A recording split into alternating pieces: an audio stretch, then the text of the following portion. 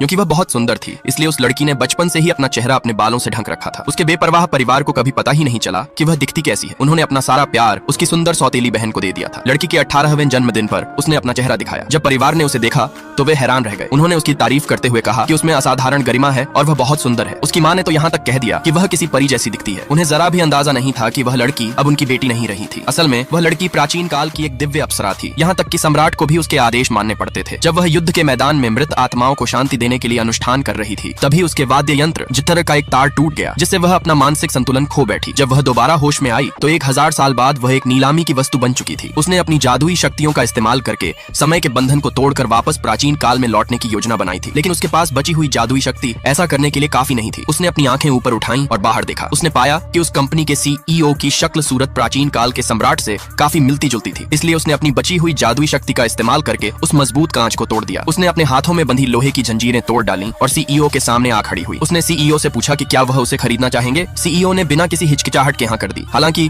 उसे खुद भी समझ नहीं आ रहा था कि वह उस लड़की का आदेश मानने के लिए इतना विवश क्यों महसूस कर रहा था। जब सीईओ के सहायक ने उस लड़की के बारे में छानबीन की तो सीईओ को पता चला कि वह लड़की एक अमीर परिवार की बेटी है जो बचपन में कहीं खो गई थी और तब से अपने परिवार से दूर रह रही थी। 1 साल पहले ही उसके परिवार ने उसे ढूंढ निकाला था और वापस घर ले आए थे। अपने कम आत्मविश्वास के कारण उसे परिवार में कभी कोई खास तवज्जो नहीं मिली थी। सीईओ ने साफ तौर पर महसूस किया कि वह लड़की बहुत ज्यादा घमंडी थी। उसके हाव भाव से कहीं से भी ऐसा नहीं लगता था कि वह किसी तरह की हीन भावना या असुरक्षा से ग्रस्त है। ठीक उसी समय जब वह उस लड़की को वहीं छोड़कर आगे बढ़ने ही वाला था, लड़की ने देखा कि सीईओ एक पुरानी और गंभीर बीमारी से जूझ रहा है और अगले ही दिन उसे उस बीमारी का एक जानलेवा दौरा पड़ने वाला है। सहायक को लगा कि वह लड़की सीईओ को परेशान करने की कोशिश कर रही है और उसने सीईओ की तरफ से उस लड़की को सजा देने का मन बना लिया। लेकिन तभी एक अप्रत्याशित घटना घटी।